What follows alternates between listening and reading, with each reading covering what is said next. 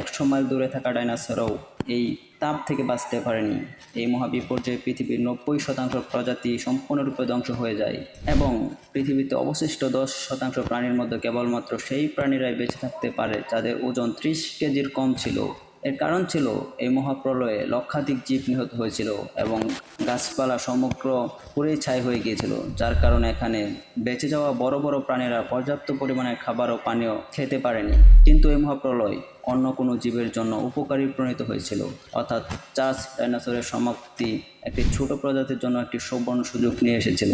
এই প্রজাতিটি হলো স্তন্যপ্রায়ী প্রাণী। স্তন্যপ্রায়ী প্রাণী কী ছিল?